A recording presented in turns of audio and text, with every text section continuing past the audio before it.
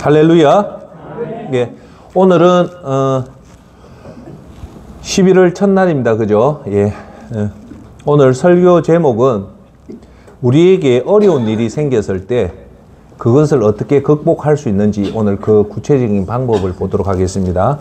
오늘 본문 말씀은 예레미야서 29장 11절 말씀으로 우리에게 어려운 일이 생길 때, 좋은 일이 생기면 뭐 좋잖아요. 그죠? 그런데 가끔씩 찾아오는 이 어려운 일을 닥칠 때 우리가 당황하고 심지어는 난감하고 어떤 경우는 포기하는 경우도 있잖아요. 그죠? 그래서 우리한테 이런 어려움이 생겼을 때 이걸 어떻게 잘 극복할 수 있는가에 대해서 오늘 보도록 하겠습니다. 오늘 본문 말씀은 예레미야서 29장 11절 말씀입니다. 이 하나님의 계시의 말씀을 읽을 때 살아계신 하나님 음성을 듣기를 바라겠습니다. 여호와의 말씀이니라. 너희를 향한 나의 생각을 내가 아나니 평안이요 재앙이 아니니라. 너희에게 미래와 희망을 주는 것이니라. 아멘. 자, 우리가 살아서 천국 가는 동안에 많은 어려운 일들이 생기잖아요. 그렇죠? 그럴 때 그것을 어떻게 우리가 받아들이고 잘 할 것인가. 잘 알면 여러분들이 극복하는 데 큰 도움이 되겠죠. 네. 첫 번째, 여러분에게 어려운 일이 생긴다든지 속상한 일이 생길 때 먼저 여러분들이 꼭 받아들여야 될 것은 한번 따라해 볼까요? 첫 번째가 뭐냐? 긍정적으로 받아들이자. 네. 그 어려운 것들을 일단은 긍정적으로 받아들이는 게 제일 좋습니다. 그러면 긍정적이다는 말은 뒤집어 거꾸로 얘기하면 뭡니까? 부정적으로 받아들이는 거죠. 그 부정적으로 받아들이는 대표적인 게 뭡니까? 내 팔자가 얼마나 더 셌으면 이런 고생을 하나. 또 부정적인 말, 저 인간 때문에 내가 고통을 당한다. 저 인간만 안 만났으면 내가 좋았는데. 부정적으로 받아들인 거. 또 내가 왜 이래 재수가 없노? 이렇게 부정적으로 받아들이면 그 어려운 문제는 더 힘들어져요. 그럼 긍정적으로 받아들인다는 건 뭐냐? 아, 이것은 나에게 도움이 되는 거다. 하나님이 더 좋은 일을 주기 위해서 이런 것을 준다라고 생각하면 좋은 거예요. 그래서 첫 번째, 우리가 꼭 명심해야 될 것은 첫 번째, 우리 삶에 어려운 일이 생기면 제일 첫 번째 꼭 여러분들이 생각해야 될 것은 뭐냐? 한번 다시 해볼까요? 긍정적으로 받아들이자. 아, 이건 다 우리한테 필요한 거다. 라고 여러분들이 마음을 받아들이는 순간 그 어려운 문제에 그거는 반으로 뚝 떨어져요. 해석을 잘하면 그 문제가 그렇게 어렵지 않아요. 해석을 잘못하면 문제가 더 커지거든요. 여러분, 꼭 여러분 생활할 때 반드시 이런 어려운 일이 왔을 때 가슴 속에 담아둘 하나님 말씀이 있습니다. 요거는 꼭 여러분들이 메모로 적어 놓고 외워가지고 어려운 일이 있을 때마다 이 말씀을 하시면 좋겠습니다. 고린도전서 10장 13절 말씀을 꼭 기억하십시오. 고린도전서 10장 13절 말씀 제가 읽어 드리겠습니다. 쉬운 성경으로 읽겠습니다. 여러분은 사람이 감당할 수 없는 시험을 당한 적이 없습니다.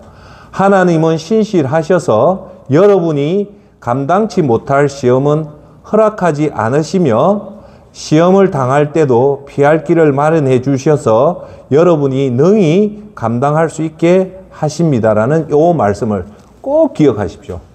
네. 요 고린도전서 10장 13절의 말씀은 크게 세 가지로 딱 나눌 수가 있어요. 네. 첫 번째가 뭐냐? 하나님은 여러분한테 오늘 닥친 문제, 여러분한테 오늘 생긴 문제는요. 첫째, 여러분이 감당할 수 없는 시험은 절대 안 준다는 거예요. 오늘 여러분한테 주어진 그 시험은 여러분들이 능력이 10인데, 예를 들면 100인데 1000의 시험은 절대 안 준다는 거예요. 무슨 말인가 알겠죠? 그러니까 여러분 안심해야 될, 오늘 여러분한테 닥친 문제는 여러분이 해결할 수 있을 정도의 시험입니까? 아니면 여러분이 해결 못하는 그런 감당하지 못하는 시험일까요? 그럼요. 따라합시다. 하나님은 내가 감당하지 못할 어려운 문제는 절대 안 준다. 그러면 안심하십시오. 이거는 하나님의 말씀입니다. 첫 번째, 여러분한테 줬던 예를 들어서 들을게요. 사업에 부도가 났다.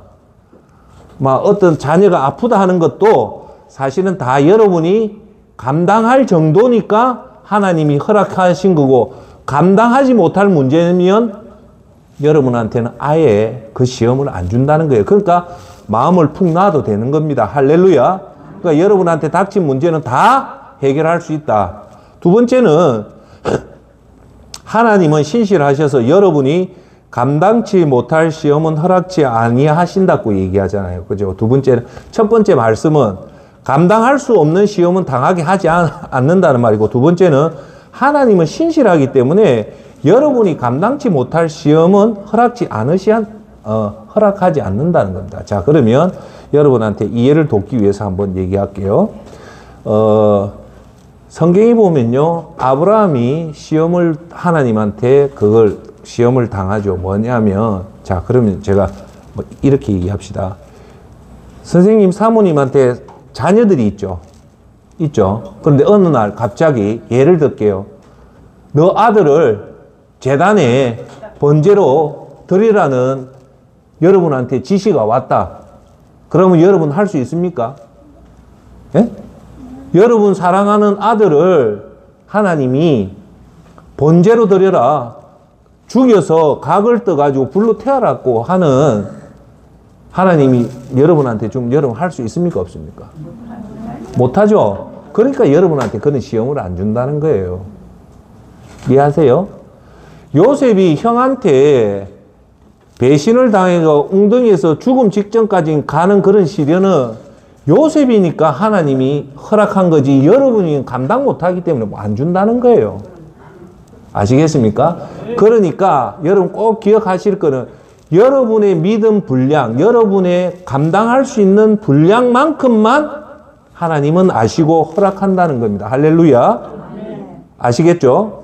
자, 그리고 우리 구약에 그 바벨론에 포로로 갔던 이스라엘 민족이 포로로 갔는데, 거기 다니엘의 세 친구가 있어요. 사드락, 메삭, 아벳느고가 뜻을 정하여 하나님의 말씀대로 살기 위해서 우상의 음식을 안 먹고, 나중에 느부갓네살이 그 광야에 큰 금신상을 만들어서 거기 절을 해라고 하면서, 절을 안 하면 죽이겠다고 했을 때, 여기 계신 여러분들은 절을 할까요? 아니면 거부할까요?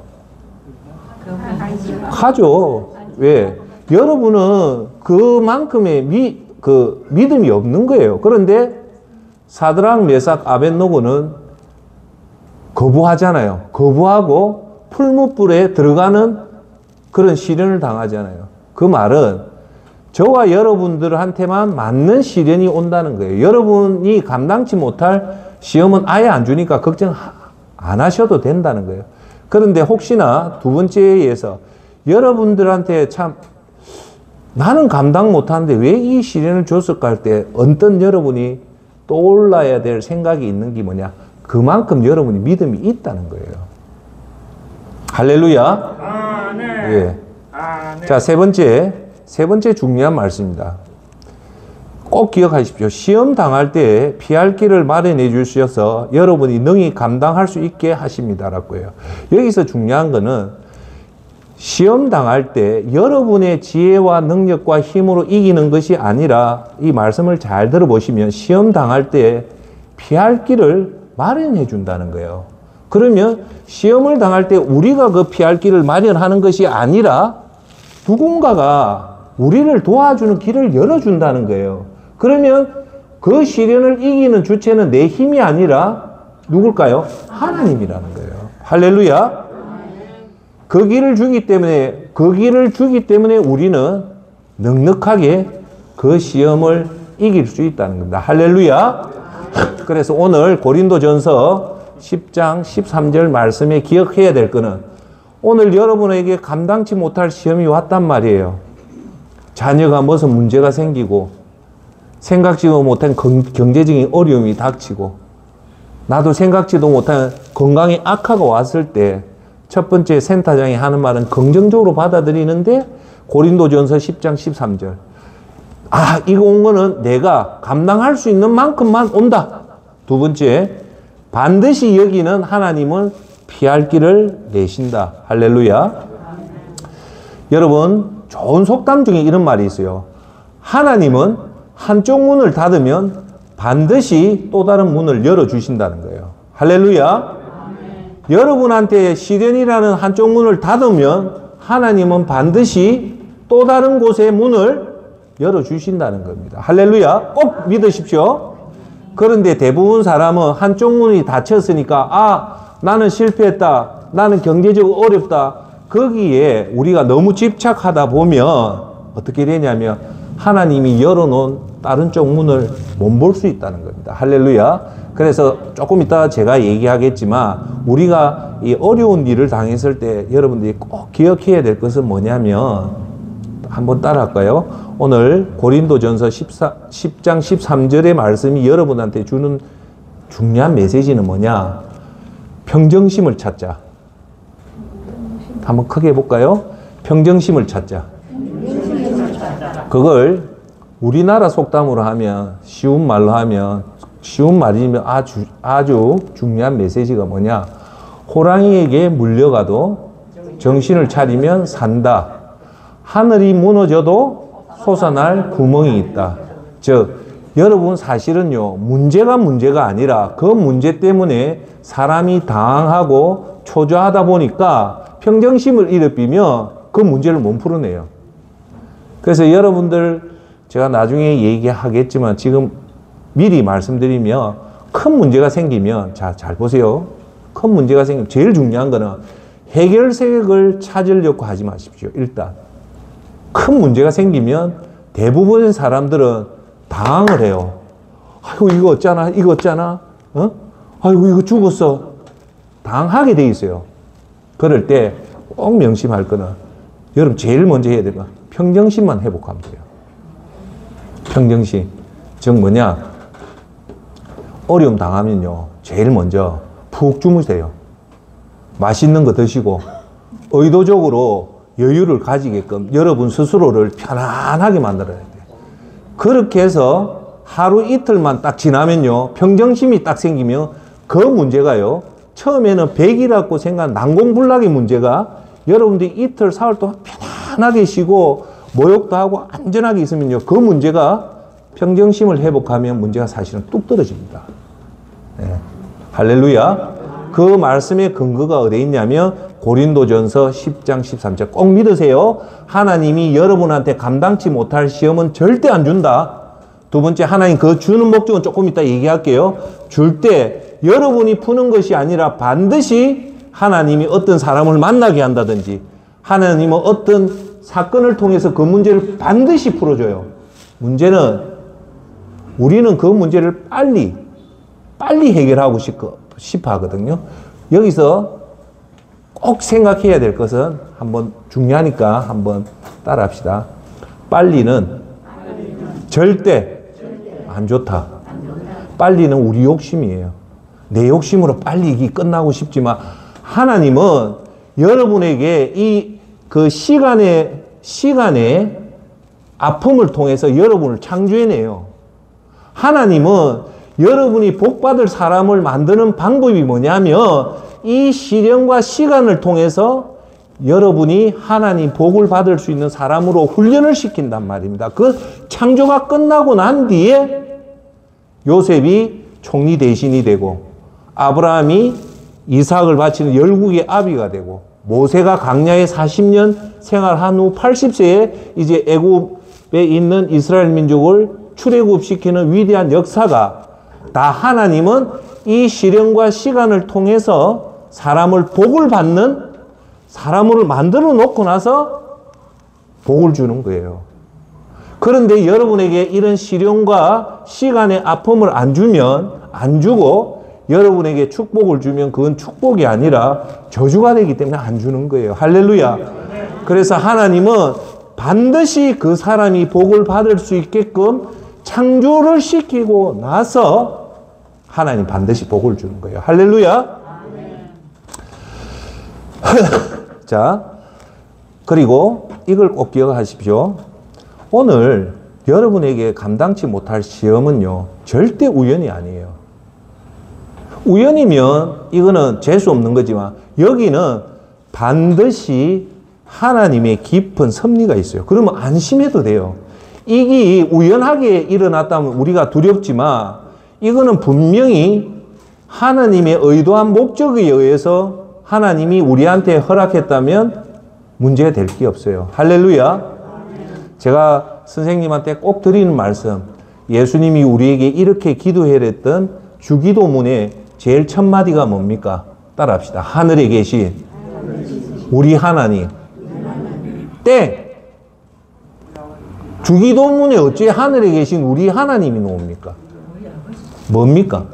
아버지입니다. 주기도문에 하늘에 계신 우리 하나님이라고 시작합니까? 아니면 하늘에 계신 우리 아버지라 합니까? 하나님은 아버지예요. 아버지는요, 여러분들이 아버지는 자식을 위해서 자기의 모든 것을 헌신하는 게 아버지예요.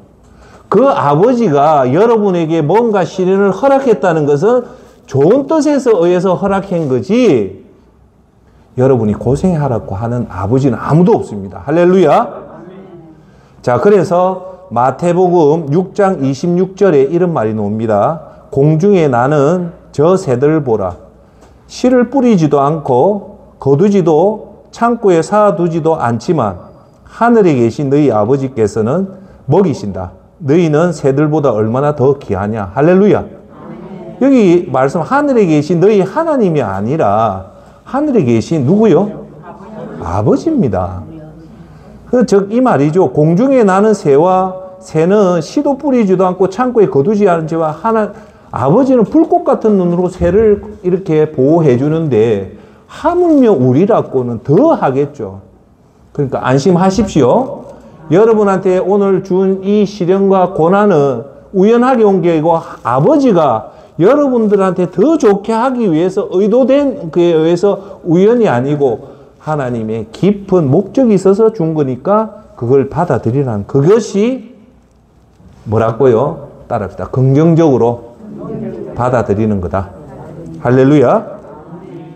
자, 그래서 이 말씀은 우리에게 준 그것은요, 하나님의 사랑의 목적이 있다는 걸 반드시 깨달아야 됩니다. 여러분 고생시켜가 나중에 신경통 알아라고 주는 거 아니에요. 반드시 이 속에는 하나님 목적이 있다는 거예요. 자, 여러분 지금은 이해가 안 돼요. 지금은 이해가 안 되지만 나중에는 반드시 알게 됩니다. 할렐루야. 지금은 이해가 안 되지만 나중에 지나와서 보면 그때를 생각하면 아, 하나님이 이런 뜻이 있어서 했구나 라고 압니다. 할렐루야. 그래서 여러분 꼭 또 기억해야 될 것은 로마서 8장 28절을 말씀은 또 꼭 기억해야 됩니다. 로마서 8장 28절은 뭐냐? 따라합시다. 모든 것이 협력해요 선을 이룬다. 지금은 내 자식이 아프고 내 가정이 내 경제가 무너지고 너무너무 힘든 가운데서 있지만 끝에 가면 따라합시다. 해피엔딩으로 끝난다. 좋게 끝난다는 거예요. 하나님을 믿는 사람에게는 이 불행이 불행으로 끝나지 않고 이 불행이 변하여서 뭐로? 복으로 변한다는 거예요. 할렐루야. 우리가 알거니와 하나님을 사랑하는 자, 곧 그의 뜻대로 부르심을 입은 자들에게는 모든 것이 합력하여 선을 이루느니라. 할렐루야. 여러분, 예수님을 믿는 사람은요, 그 인생이 전부 다 하나같이 역전하는 인생이에요. 할렐루야. 역전은 뭡니까? 안 될 것 같고 패배할 것 같지만 끝에 가면 그 패배가 승리로 변하는 게 역전이잖아요. 야곱이 그랬고 요셉이 그랬고 모세가 그랬고 아브라함이 그랬고 전부 다 중반에 가면 다 망할 것 같았지만 끝에 가니까 요셉은 애굽을 전체 다 관장하는 총리 대신이 되잖아요. 할렐루야. 자, 그럴 때 여러분들이 있는 오늘의 문제들이 결국은 나중에는 선으로 행복으로 이룰 수 있는 방법은 로마서 8장 28절에 중요한 말이 나옵니다. 이거는 제가 항상 여러분들한테 말씀드리잖아요. 뭐가 돼야만이 모든 것이 합력하여 선을 이루냐면, 따라합시다. 하나님을 사랑하는 자. 모든 사람이 그 시련이 성공이 되는 것이 아니라 단서 조항이 있어요. 그게 뭘까요? 하나님을 사랑하는 자만이 그렇다는 거예요. 하나님을 사랑하는 자만이 모든 것이 협력하여 선을 이루지, 자기 마음대로 사는 사람은 협력하여 선을 이룬다 안 이룬다? 안 이뤄요. 자, 그러면 하나님을 사랑하는 자가 어떤 자입니까? 하나님을 기쁘게 하는 자. 히브리서 11장 6절 말씀. 하나님 앞에, 하나님은 믿음 없이는 하나님을 기쁘시게 못하는, 뭐가 하나님을 기쁘게 한다고요? 믿음입니다. 믿음이 하나님을 기쁘시게 하나니, 하나님 앞에 나아가는 자 반드시 그가 계신 것과 그를 찾는 자에게 상 주시는 이심을 믿으라. 할렐루야. 하나님을 사랑하는 자는 하나님을 기쁘게 하는 자다. 하나님을 기쁘게 하는 자는 뭐냐? 하나님 앞에 믿음을 보여야 돼요. 여러분 관념적으로 생각적으로 나는 믿음이 있다 하면 그건 아니에요. 자, 예를 들게 또 오늘 이렇게 예배에 놓은 거, 예배당에 나와서 이거는 하나님 앞에 정확하게 여러분 믿음을 보이는 겁니다. 할렐루야. 그래서 오늘 여기 놓은 자는 이곳에 하나님을 계신 것을 반드시 믿는 자에게는 어떻게 한다고요? 하나님이 반드시 뭘 준다고요? 상을 주십니다. 믿습니까? 왜 믿습니까? 하나님이 그렇게 약속을 한 겁니다. 여러분 모르지만 오늘도 이 예배당에 나와서 하나님이 계신 것을 알고 예배를 드리면 제가 하는 얘기가 하나님 상을 줘요. 그 상이 여러분에게 물질의 상이 될지, 장수의 상이 될지, 아니면 여러분이 자녀가 건강하게 될지, 그 상은 우리가 아무도 몰라요. 그렇지만 분명한 사실은 하나님은 반드시 믿음을 가지고 하나님 계신 것을 알고 놓으시는 사람들에게는 반드시 상을 주신다는 겁니다. 할렐루야. 모든 것이 협력하여 선을 이루는 자는 누구다? 따라합시다. 하나님을 사랑하는 자. 전도하는 사람이 하나님을 사랑하는 거고요. 선교사를 돕는 것도 하나님 사랑하는 거고요. 가난한 자를 물질적으로 돕는 것, 옆집에 사람이 어려울 때 살을 팔아서 살을 주는 것도 하나님 사랑하는 거예요. 할렐루야. 그럴 때 여러분들이 복을 받는다는 겁니다. 할렐루야. 자,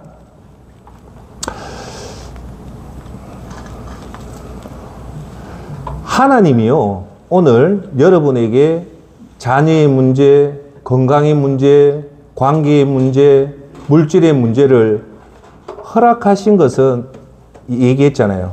역전을 만들기 위해서는 역전 이후에 여러분에게 좋은 축복을 주기 위해서는 축복을 관리할 수 있는 사람을 만들기 위해서 그런 겁니다. 할렐루야. 예. 그런데 축복이요, 재앙이 되는 경우가 의외로 우리 주위에 많아요. 왜 그럴까요?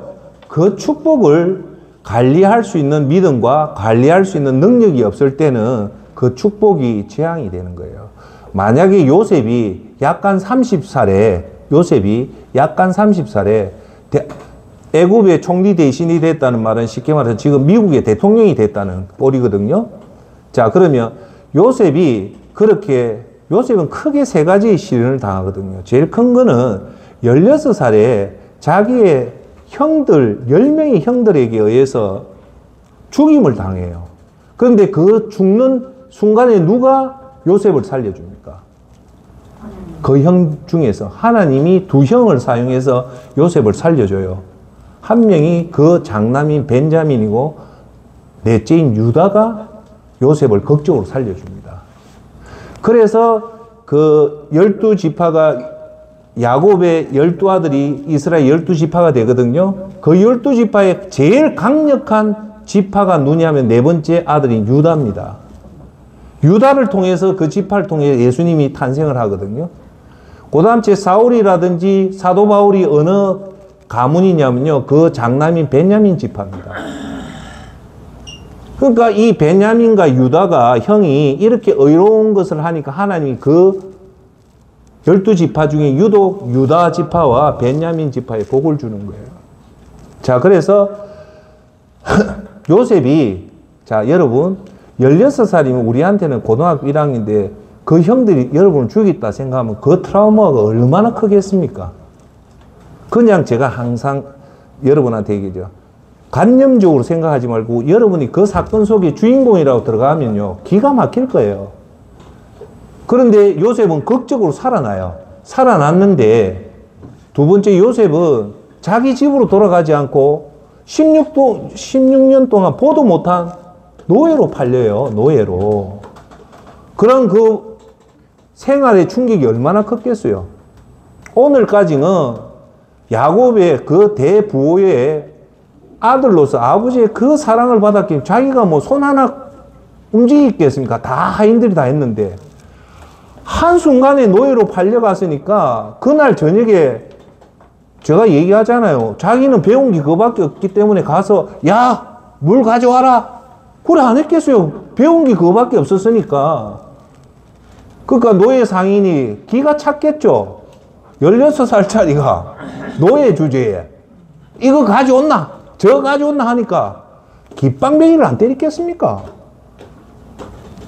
요셉이 깃방맹이를 한번 맞아본 경험이 있을까요? 없습니다.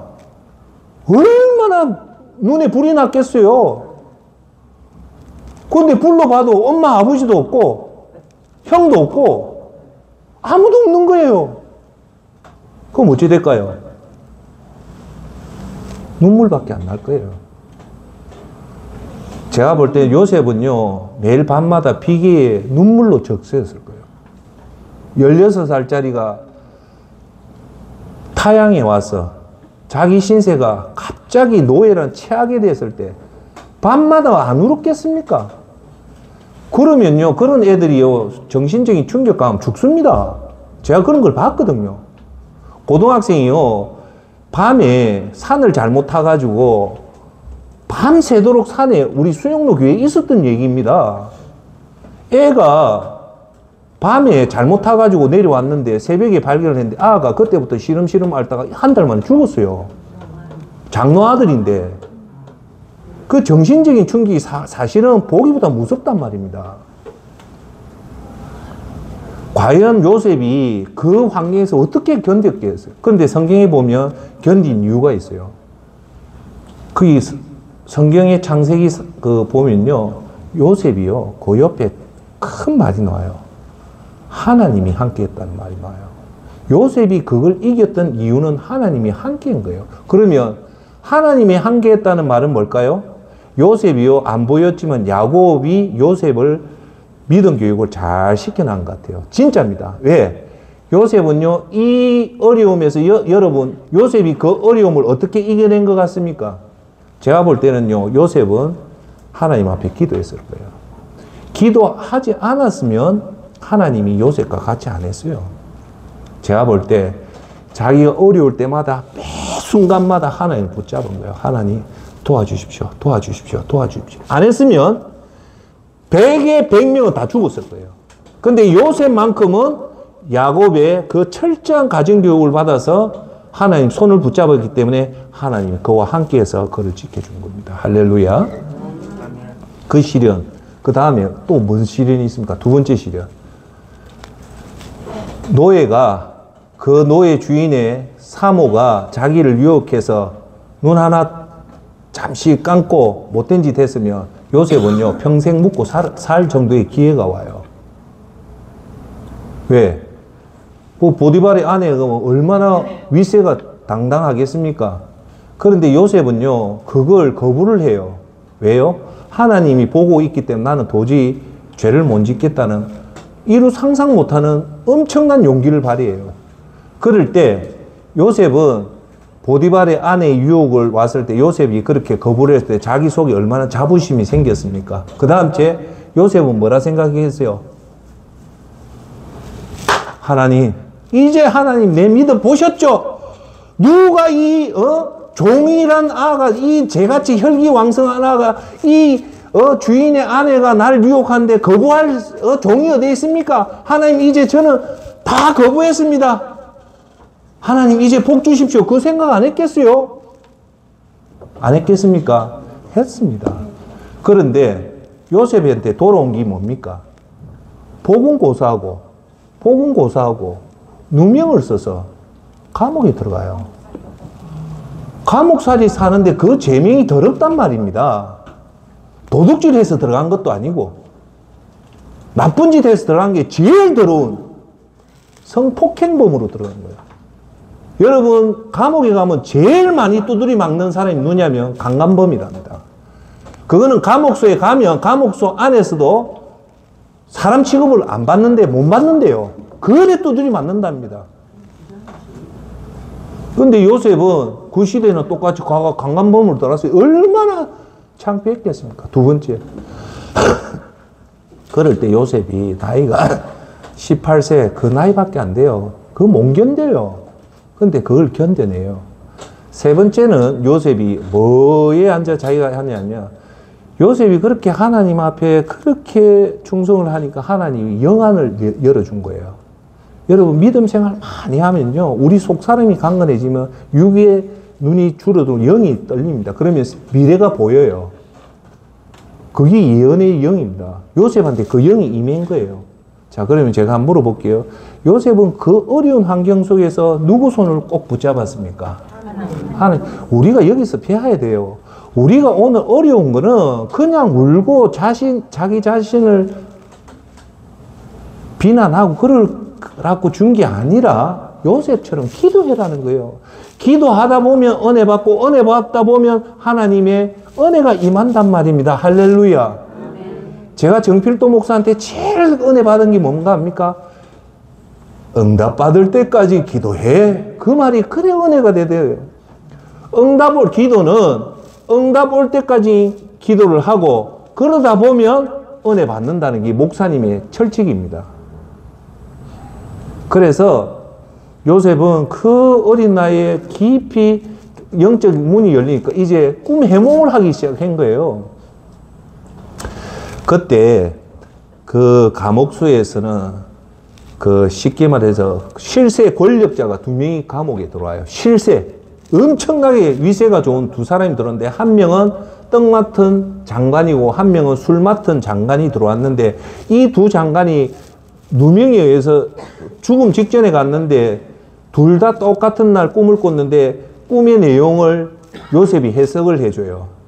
술 맡은 자는 살게 되고 떡 맡은 자는 죽는다는 것을 정확하게 해석을 했는데 그대로 술 맡은 사람은 복권이 돼서 다시금 큰 직책을 다시 받지만 떡 맡은 자는 죽습니다.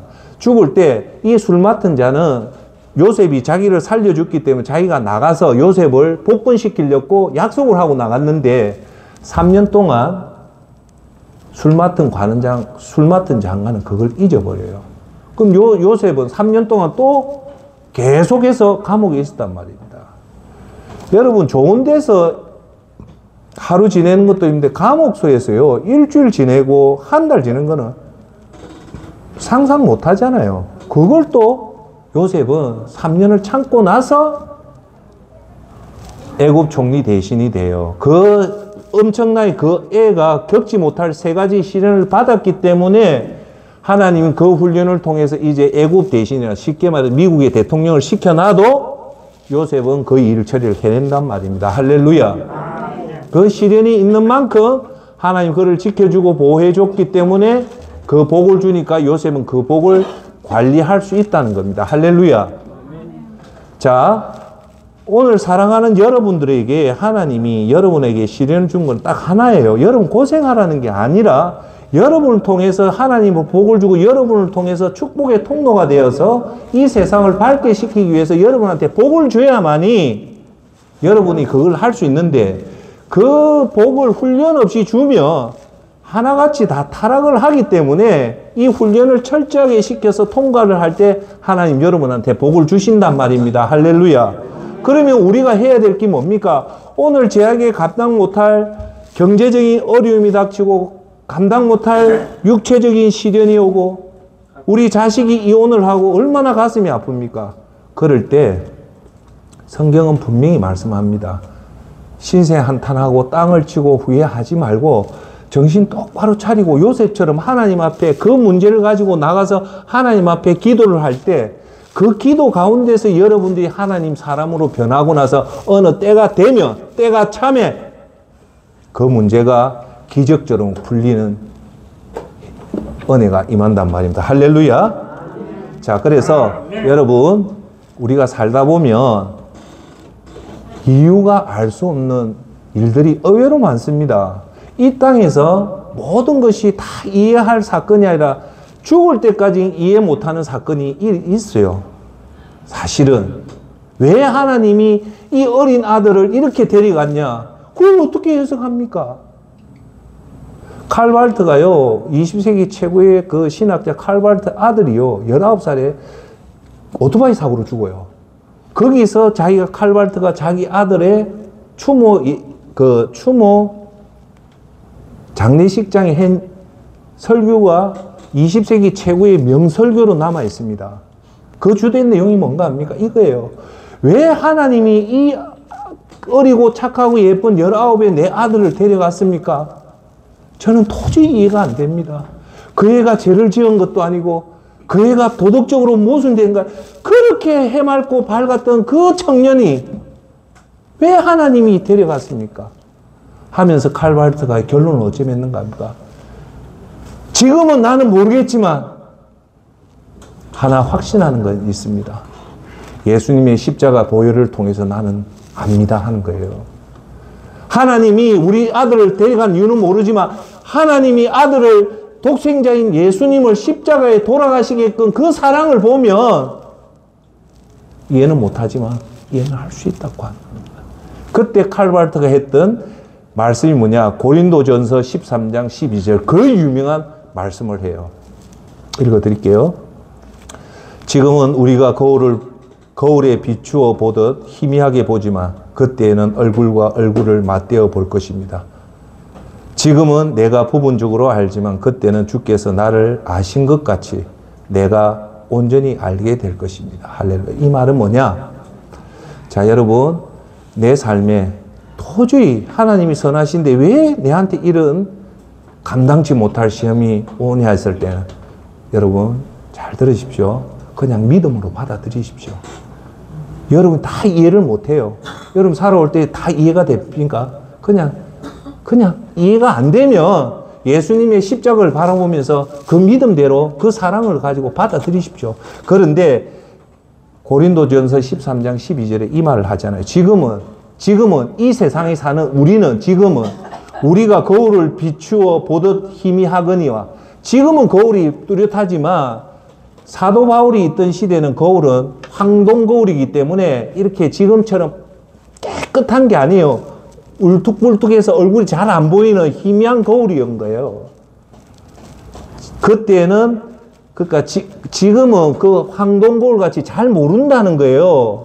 하지만 그 뒷말이 뭐냐? 그때는 뭘까요? 우리가 죽고 나서 이제 천국에 가서 예수님 앞에 그때는 얼굴과 직접 페이스 투 페이스, 예수님이 내 얼굴이 보고 내가 예수님 보듯이 직접 볼, 희미하게 그때는 얼굴을 맞대어 볼 것입니다. 정확하게 한다는 거예요. 지금은 내가 부분적으로 알지만 내 아들이, 내 사건이 지금은 왜 이런 말도 안 되는, 내가 열심히 일을 했고 내가 정말 예수님을 위해서 정말 내가 헌신을 다 했는데 보건고사하고 왜 내한테 이런 시련을 옵니까? 제가 얘기 드릴게요. 실합니다. 네팔의 선교사가, 아주 우리나라에서 유명한 이 총신대 출신의 아주 에리트 선교사가 네팔의 선교사로 간 거예요. 갔는데 그러면 그 오지에 예수님 모르는 그 척박한 곳에 가면 하나님이 이 선교사를 도와줘야 될 거 아닙니까? 그래야 안 그래요? 그렇잖아요. 그런데 이 네팔의 선교사 부부가 딸 2명을 데리고 갔는데 선교 사역 3년째 네팔의 어떤 시골 마을에 사모님하고 선교 활동하고 딱 돌아오는데 그 집에 불이 나가 그 두 딸이 숯더미 같이 죽어빈 거예요. 들어가서 보니까 두 딸이 숯더미가 변해 있는 거예요.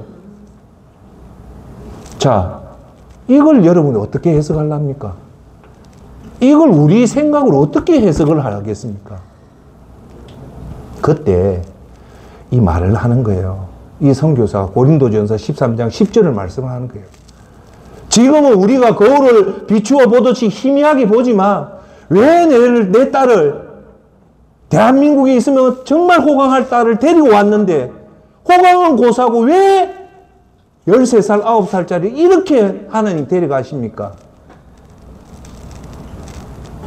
그러나 그때에는 이제 이 선교사 부부가 이 땅을 떠나서 천국에 갔을 때는 얼굴을 맞대어 볼 것입니다. 그때는 예수님과 바라보면서 지금은 내가 부분적으로는 알지만 그때는 주께서 나를 아신 것 같이 내가 온전히 알게 된 겁니다. 지금 모르지만 언제요? 천국에 가면 그 이유를 다 설명해 준다는 겁니다. 할렐루야. 우리는 십자가에 돌아가신 그 예수님의 그 말씀을 믿고 순종하고 가면 됩니다. 할렐루야. 이제 결론을 맺을게요. 우리에게 이런 시련 제가 모두에 말했죠. 고린도전서 10장 13절 말씀. 네팔에 갔던 그 선교사의 그 어린 딸 2명이 죽었을 때 감당할 시험이 있었기 때문에 그 선교사한테는 그 믿음이 있었기 때문에 하나님이 허락한 거예요. 만약에 그 딸을 데리고 왔을 때 정신병자가 될 것 같았으면 하나님은 그 엄청난 순교의 역사를 그 선교사 부부한테 안 줍니다. 감당할 수 있는 만큼의 믿음을 줘요. 혹시 여기 계신 여러분이 정말 나는 하나님을 위해서 열심히 했는데 복음 고사하고 오히려 저주 같은 일이 생기면 이 말씀을 꼭 기억하십시오. 감당할 수 있는 믿음이 있기 때문에 여러분한테 준 겁니다. 할렐루야. 어떤 믿음 좋은 부부가 정말 믿음이 좋았는데 기대하던 임신을 해서 딸을 출산을 했는데 지체부자유가 나온 거예요. 여러분, 멀쩡한 애 키우는 것도 너무너무 힘들잖아요. 생리에도 생리를 가리지 못하는 이 딸이 태어났는데 이 젊은 부부가 얼마나 힘들었을까요? 그럴 때 고린도전서 10장 13절을 기억하십시오. 우리한테는 그렇게 주면 감당 못하기 때문에 우리한테는 안 준 거고 그 자매가 너무 힘들더래요. 그래서 하나님 앞에 기도를 했대요. 하나님, 저는 하나님 말씀대로 열심히 살았습니다. 그래서 하나님 나는 복을 줄 줄 알았습니다. 그 기복에 잘못 든 거예요. 그런데 왜 저한테 한 달 만에 문제가 해결될 이 문제가 아니라 어찌 보면 이 애가 죽을 때까지 내가 안고 가야 될 이 문제인데 너무 지치니까 원망이 나오더랍니다. 왜 저한테 이런 시련을 주십니까? 그렇게 원망의 기도를 안 하려고 했는데 자기도 모르게 나오더랍니다. 그때 예수님이 음성이 깨달음이 주더랍니다. 무슨 깨달음인가 합니까? 사랑하는 나의 딸아, 너희 기도를 나는 다 들었단다. 내가 너희 딸을 지구상에 어느 가정에 주려고 보았는데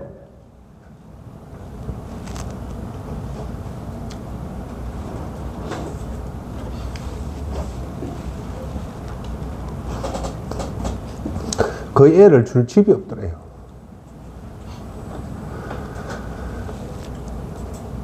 그 내성마비를 평생 이 애를 키워낼 부부가 없더래요. 그래 지구상에 돌다 사랑하는 나한테 줬더라고요.